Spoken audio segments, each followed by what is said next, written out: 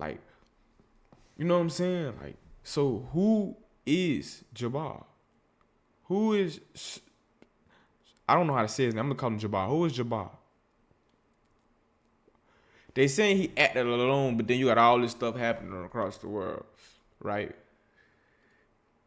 So that brings us to what? Red flags that people are fucking being mind controlled out of their fucking minds.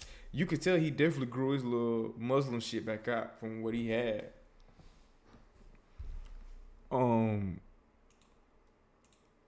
That's okay. So this is supposed to be the brother right here.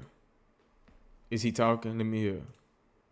Member directly. This is completely outside of his character. His stunned brother speaking to ABC News, asking not to show his face. This type of extremism and radicalization, I didn't know anything about any of this. The profile being developed, baffling. The mild-mannered Is this him right here? Is this him? I think this him. real estate agent seen here in a YouTube video. Good evening. I'm Shamsuddin Jabbar. Turned coach. Shams. Oh shit! I'm looking in every place but fucking YouTube. What the fuck? 2015 stomach hurt and my hip peasy. Not a world tuning in to Dirtface2x TV. Subscribe. About the man behind the New Year's Day terror attack in New Orleans. The brother of the perpetrator spoke with CBS News. He discussed everything from his siblings' faith to his relationship with their father. CBS News reporter Jason Allen conducted that interview and is live in Texas. Jason, thanks for joining with us. You spoke with this young man for nearly 30 minutes. What did he tell you? Michael, good morning. It's good to be with you this morning. This was a long interview with Abdur Rahim. This is a family of 5 boys. Abdur is the youngest, his brother Shamsuddin, the oldest. So with that kind of a spread in age, they didn't grow up together. They didn't get to know each other especially well when they were younger. But in the last year and a half, there was something that happened in the family. Their father had a stroke. That required the boys to spend some more time together caring for their father. And so over the last 18 months or so, they did get to know each other a lot better. And Abdur told us that he saw his brother as someone who was smart, who was charismatic. So, whoa. Y'all blurred his face out, but y'all put his whole goddamn government name out there. Bro, CBS, what type of shit is this, bro? Why is his face blurred out? For protection? This don't even make sense, bro. It's not making sense. Like, okay, we see him dead on the ground or whatever. Okay, cool, I get it. But it's not making sense to me. What's not making sense is, where is the family? Like, they saying this is his brother. Where's the mother? Like, where's the sister? Like, a family of 5 boys. Where's the other brothers? Someone who had enjoyed his time in the army, that it gave him the discipline in life that he felt was necessary. And you'll hear him tell us there were really no red flags or anything that popped up that indicated something like this attack was about to happen. Now, Jason, authorities have been talking a lot about the suspect's radicalization. What did his brother tell you about his relationship with his faith? Well, Michael, this family, the boys in the family, they were all raised as Muslims. So that was Shamsuddin, who was raised as a Muslim, and Abdur as well. Now, at times, he told us, he had been away from the faith and come back to it. More recently, though, Abdur told us that his brother had come back to the faith a little more fervently. And it wasn't something maybe that they had talked about. But Abdur definitely noticed some changes in the way that Shamsuddin had approached his faith. He had become far more conservative. Why it seemed like he had changed the way he dressed, and dress slacks and dress shoes. He had removed tattoos, and he had talked to his brother a little bit about just changing some of the things he did in his life. I think we have a portion of that interview if we can play it. He's been a practicing Muslim since he was a kid and everything, and I think he took a step away from the religion at some point in his life, and then he came back into it. Maybe this time around he was going to take it a little more seriously.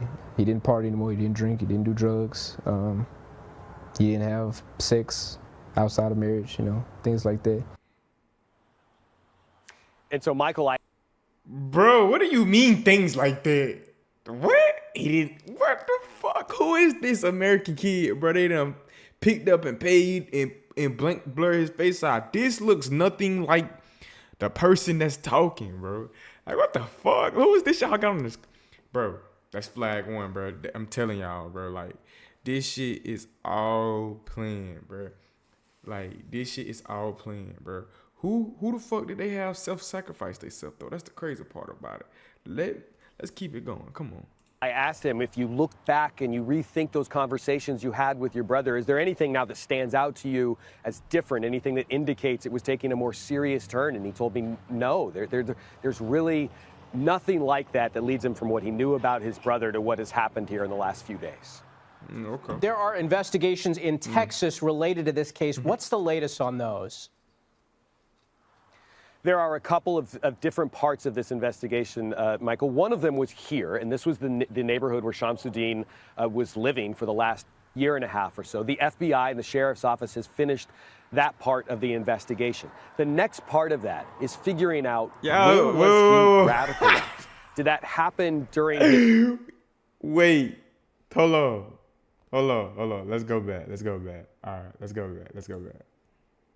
That is figuring out when was he radicalized. Did that happen during his service time in Afghanistan? That's something that our CBS team has determined is unlikely, that it likely happened years after he served in the army in Afghanistan. In fact, our colleague Charlie D'Agata was pointing out 15 years between the time he was in Afghanistan and here. It would be a long time to remain dormant if something like that happened there. So then it gets to talking to his family and his friends here. In fact, even as my colleague Andy Garcia was in Beaumont, where the brother and the family live, that's about an hour and a half to 2 hours drive east of where we are in Houston. Even as he was there talking with the brother, the FBI showed up, 3 FBI investigators, to have that conversation, very much the same conversation that I had with Abdur. What did you know about your brother? What were the conversations like? And Abdur told me that his answers were very much the same, that he respected his brother, he knew him as smart. He had had some instances of stress in his life, especially with his last divorce, which had been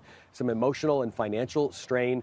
But really, as he looks back on it, there was nothing that indicated a radicalization to him. But that is something investigators will be trying to figure out as to when that happened and maybe by who. All right, Jason Allen in Houston, thanks for your reporting. She was near the finish line of the Boston Marathon when a terrorist bomb changed everything. Okay, sir. All right, shut the fuck up.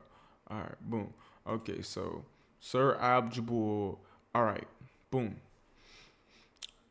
U.S. Army veteran driving a pickup truck. Blah blah flag. The boy flag. Blah blah blah. I'm a slave.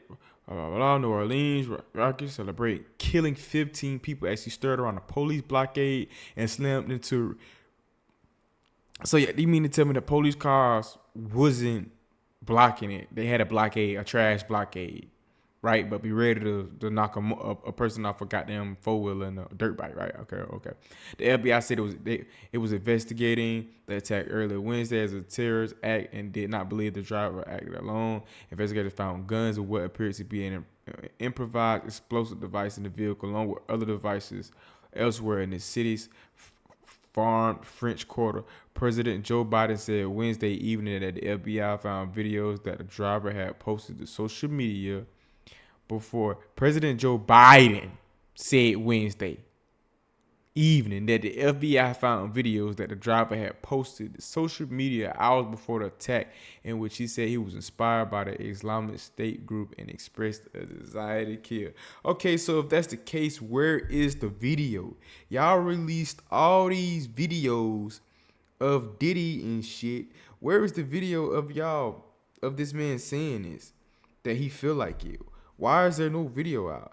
Y'all be quick to release shit.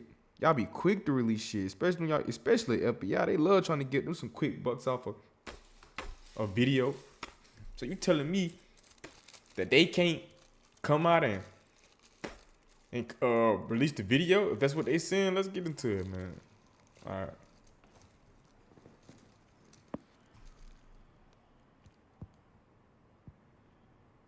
Damn, what about you? Ain't no value.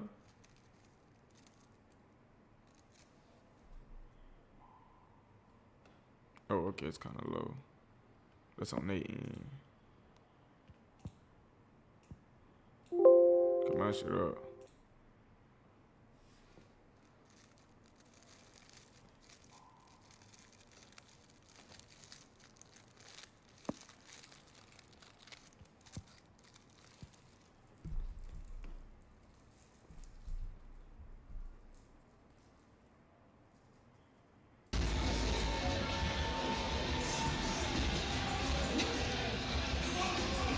Oh shit, this the video? I see this starting to run. Did it happen already? Okay, that must have when it had happened.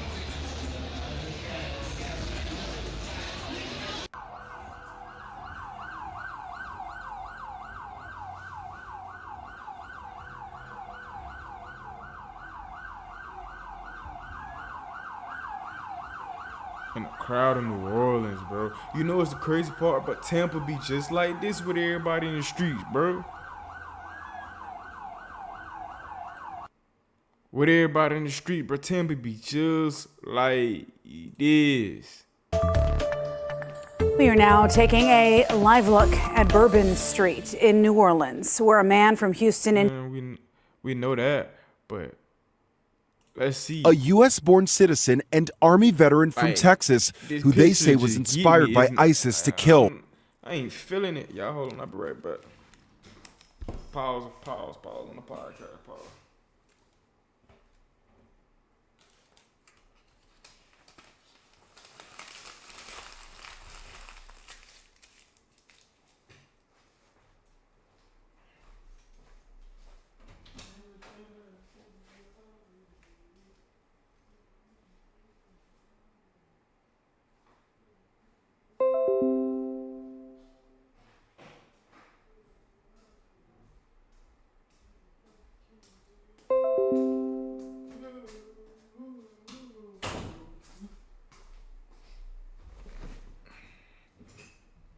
Now,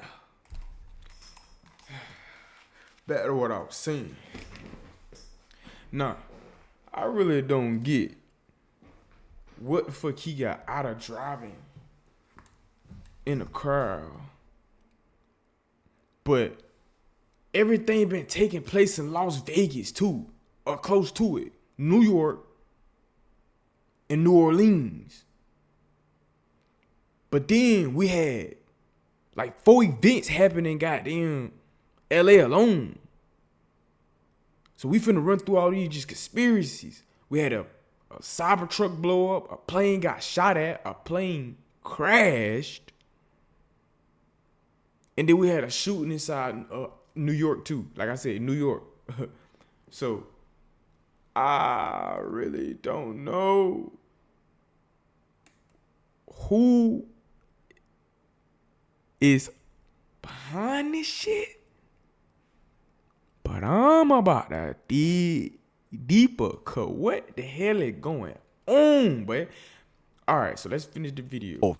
They say he was speeding down Bourbon wearing body armor and firing an AR-style rifle out of the truck, racing about 3 blocks before crashing, stepping out and opening fire again, wounding 2 police officers.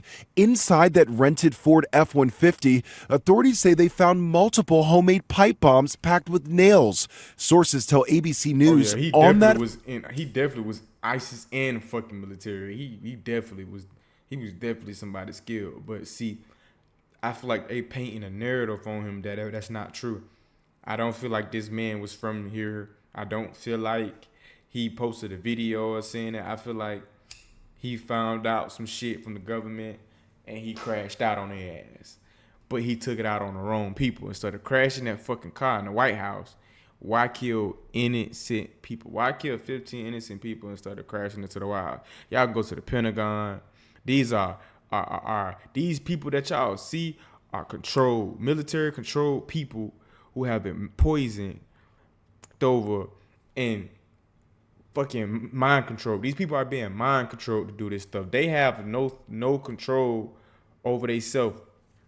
They're being mind controlled.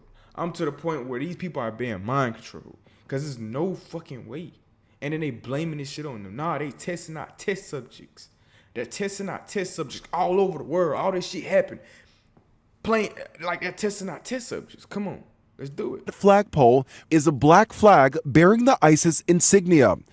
A fire at an Airbnb near Bourbon Street yesterday morning is now reportedly being linked to Jabbar. Officials say it appears explosive devices associated with the attack were made at that property. Officials say steel bollards installed on the street were unreliable and were in the process of being replaced ahead of the Super Bowl in February. Vehicles had been placed as blockades, but there were gaps. We had barriers there, we had officers there, and they still got around. So we did indeed have a plan, but the terrorists defeated it. City officials say they questioned the construction timeline, wondering why the replacement didn't happen months ago. This construction should have happened much earlier, and everything really should have been ready and in place, fixed, repaired, ready to go now. Lionel Moyes, ABC. Oh, too much care what she talking about, but what day? January 1st. What? What time?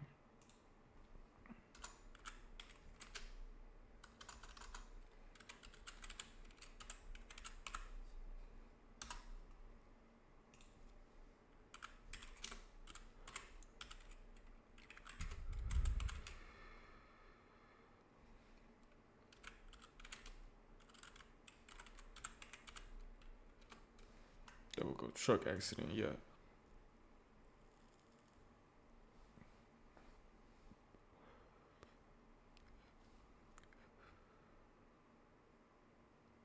Okay. Well, let's see the timeline. They released the timeline, right? In the wait, no. I want to see. So this is him. So we get from here to the other picture. So what I said at the beginning about that being his brother, and that's not him, two different people. That was him. They just didn't show his brother's face. Supposedly, they didn't show his brother's face. They don't know what came over. I feel like this man was mind controlled. Look in this man's eyes. You don't see anything. Where these pictures come from? When were these pictures taken? Why were they taken in blank backgrounds like this? Like, you know what I'm saying? Like, so who is Jabbar? Who is? I don't know how to say his name. I'm gonna call him Jabbar. Who is Jabbar? They saying he acted alone, but then you got all this stuff happening across the world, right? So that brings us to what? Red flags that people are fucking being mind controlled out of their fucking minds. You could tell he definitely grew his little Muslim shit back out from what he had.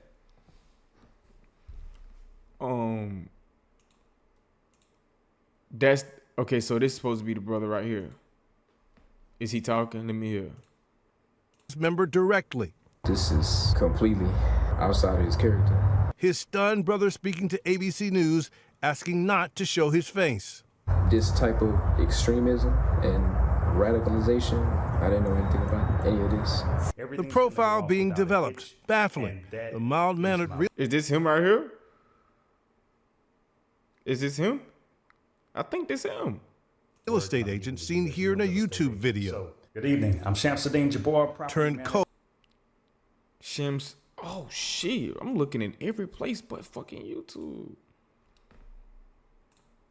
What the fuck?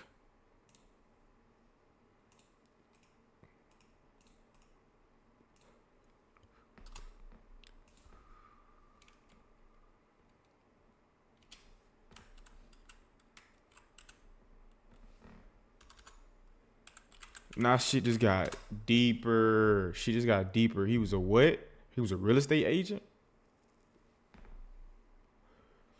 He's in the military too? Where's his channel?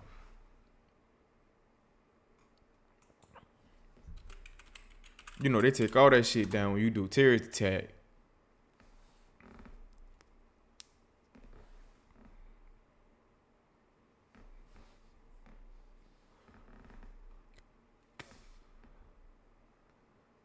Man, this is crazy.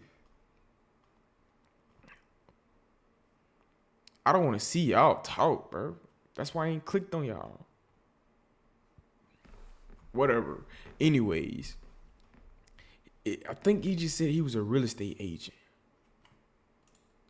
Cold-blooded killer. Tonight, the FBI exploring 3 phones and 2 laptop computers and pleading for the public's help. Whether you know Jabbar personally, worked with him, served in the military, or saw him in New Orleans or Texas, we need to talk to you. Born and raised in Texas, Jabbar spent more than a decade in the military in HR and IT roles, including a stint in Afghanistan, but in recent years had been divorced at least 3 times and was facing financial challenges and a strain of child support for his 3 children. But something snapped. Just hours before the attack, the FBI says Jabbar posted videos to Facebook where he openly discussed killing members of his own family, but apparently deciding that was not a big enough political statement. He originally planned to harm his family and friends, but was concerned the news headlines would not focus on the, quote, war between the believers and the disbelievers. What does that mean?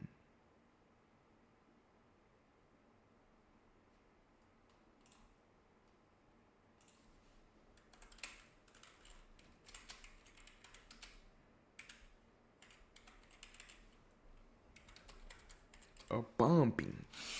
A Tesla exploded in California. In Las Vegas, Nevada. It looked like that bitch was already smoking. Copy. What is that, fireworks? Just heard a boom. Oh my God. I heard that boom too, but I didn't know it was Oh my actually God. outside. I thought it was a person in the hallway. Oh, girl, shut your stupid ass up. How you heard the boom? You thought it was an hallway. Let it be quiet. I hope not. No, baby, it was outside. That's a lot of smoke. That's another one I heard. That's a lot of fucking. It was like a boom, boom, boom, And I heard another. and it almost sounded like a rolling, like garbage dumpster. That shit is crazy. My name is Tyler Devereaux. I'm inviting you to attend my brand new 2-hour live master class. And I'm about to show you what. Officials in Vegas talking now about the Cybertruck attack there at the Trump Hotel. Let's listen in. As many of you went to sleep last night, and I just want to give you an update on a lot of what it is that we found through the processing of the Cybertruck. This is a joint investigation involving the FBI, the ATF, the Las Vegas Metropolitan Police Department, and these folks worked through the night and found a lot of stuff that is very useful for this investigation. As you look at this Cybertruck here, we had to transport this down to our fleet services so that we could really get through this thing. And I remind you that the subject inside wasn't able to be removed for a very long period of time because he was burnt beyond recognition. And so as we continue to move somebody through was this, in that motherfucker? What? Say what? really get through this thing. And I remind you that the subject inside wasn't able to be removed for a very long period of time because he was burnt beyond recognition. And so as we continue to move through this, I'm going to talk a little bit about his identity and what we believe. But I would like to highlight a couple of things that the teams found inside of the Cybertruck that are useful to the investigation. Is that his body and that right first there? and foremost is a military identification. We also found a passport. We found a Desert Eagle 50 caliber semi-automatic pistol. And if you'll notice on a lot of these guns that we're going to talk about here, they're almost just burnt beyond recognition as well. There's a SLR model B30 semi-automatic firearm. Number of Did this fireworks nigga blow that himself were still, up? What the fuck? in the vehicle that had to be removed. Notably, we found an iPhone and a smartwatch, and then several credit cards were also in the name of our subject. Man, what the Our fuck? subject is 37-year-old Matthew Livelsberger. Don't tell me he He's got of Colorado Springs, Army. Colorado, born July 22nd of 1987. Now, as you'll see here on a picture of his driver's license, let's see. What was that symbol? The question really still remains for me, and I know that there's a lot of you folks in the media that are identifying this person as the person in our vehicle. We ain't finna just skip As I that mentioned to symbol, you man. What was that already, symbol? His body is burnt beyond recognition. What was that symbol? As you'll see here on a picture of his driver's license.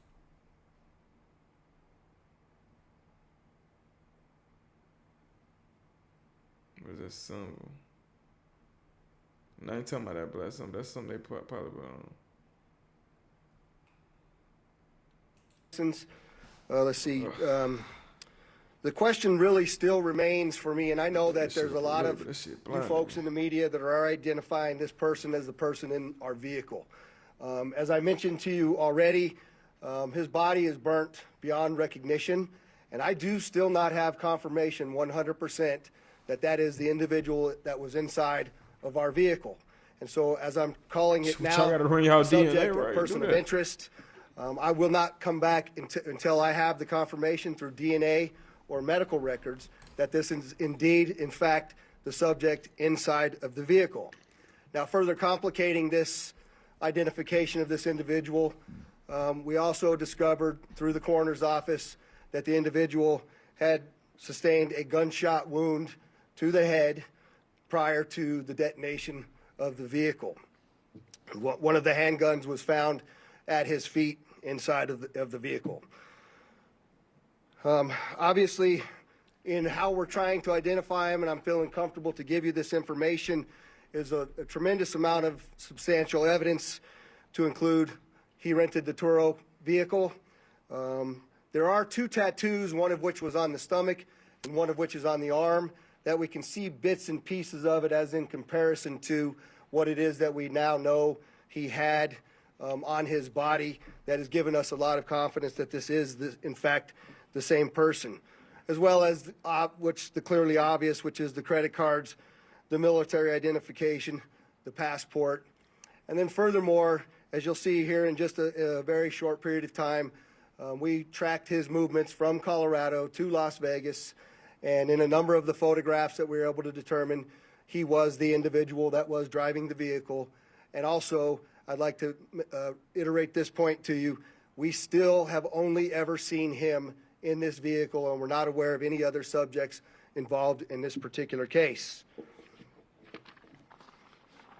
Now, I would like to acknowledge a couple of things because I know what's going on in the social media world, and there are a number of things in this case that are similar to the attack in New Orleans.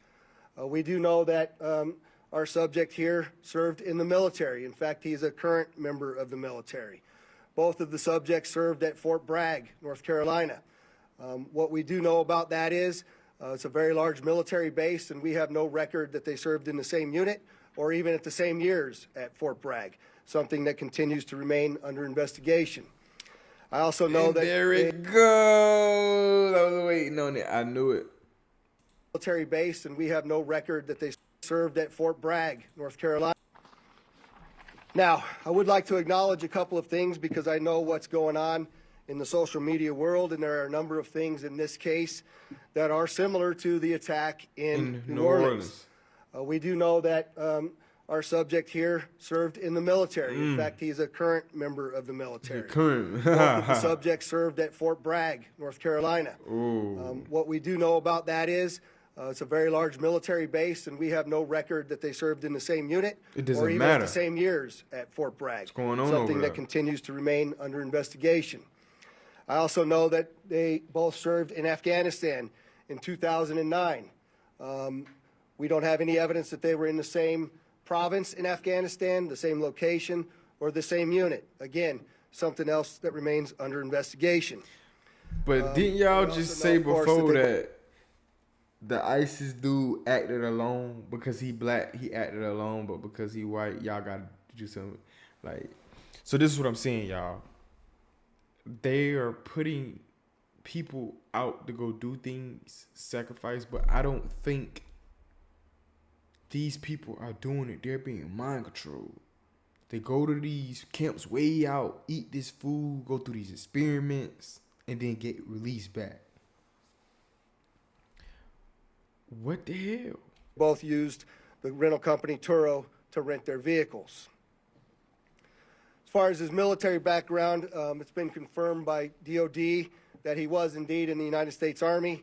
He was also a Green Beret operations sergeant who spent most of his time at Fort Carson, Colorado, and in Germany. He was on approved leave from Germany, where he was serving with the 10th Special Forces Group. He was also previously in the National Guard and the Army Reserve.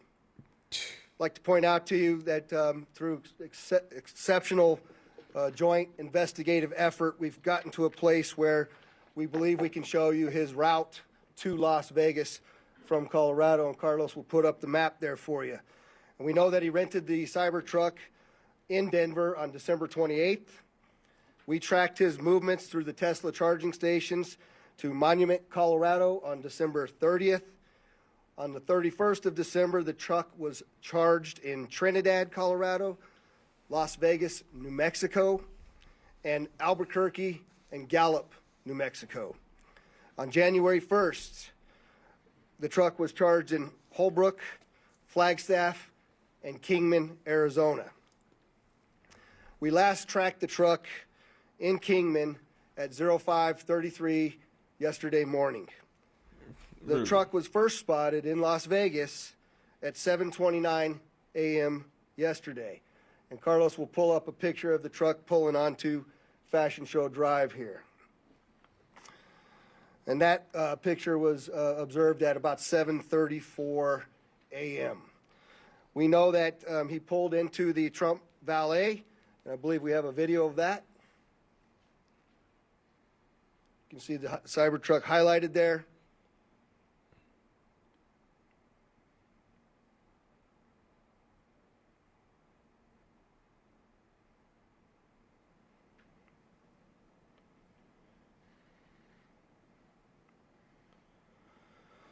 So through extensive surveillance video, we were able to track him leaving there, and we know that he went to several different places along Las Vegas Boulevard, and he spent some time in a parking lot of a business near Flamingo and Las Vegas Boulevard.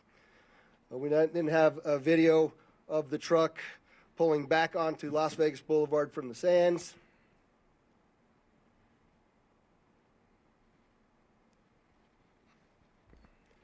See that there? That's north on the boulevard from Sands at 8:39, where he then immediately heads to the Trump Hotel, pulls into the valet area, and as of course you all know, the explosion occurs within 17 seconds of his arrival at the valet. There's some additional investigative updates that are going to be provided to you by a couple of the other speakers here, the first of which will be our special agent in charge of the FBI local office, Spencer Evans. Spencer? Good morning. My name is Spencer Evans. I'm the special agent in charge of the FBI's Las Vegas division. As the sheriff mentioned, we've been working through the night with our partners, the Las Vegas Metropolitan Police Department and other agencies, to gather all the facts and determine a motive to what was initially reported to the FBI as a bombing incident, to which our special agent bomb techs and others responded. Obviously, we're always concerned in these sorts of events to ascertain what the motive is. We understand that's everybody's at the forefront of everyone's thoughts. And so looking into exactly what the motivation is remains our number one priority. This is why the FBI's Joint Terrorism Task Force has been brought into play. The Joint Terrorism Task Force, most important part of that acronym is joint. It is done in concert with our partners, which are comprised of more than a dozen investigative agencies here throughout the state of Nevada. We've been working hand in glove, side by side, tirelessly to determine, is there any ongoing threat to the public, to identify the subject, to determine any potential connection to other events going on in the world, most notably in New Orleans, and then obviously to determine if there's anything else that we need to be tracking down. At this time, as the sheriff's pointed out, we feel that the subject has been identified, although not conclusively, waiting for DNA evidence on that front. However, we do feel like we have the subject identified, and at this time there is no information about additional subjects that the FBI is tracking on. Our resources, as I mentioned, that have been deployed in support of this event include Special Agent Bomb Techs, our evidence response team, which is processing crime scenes, side by side with the forensics folks from Las Vegas Metro. So all in all, because he's not talking about shit no more, y'all. And I'm finna get ready to go lay my ass down. Part 2 will be streamed tomorrow. So basically, both of these people in the New Orleans truck attack on Bourbon Street, I think. And this man killing himself and lighting a bunch of fireworks inside a truck and blowing a Tesla truck up, rented on Turo, both serving at Fort Bragg and shit. Something fishy about this. Man. We gonna be back tomorrow though, man. I'm finna go and clock out.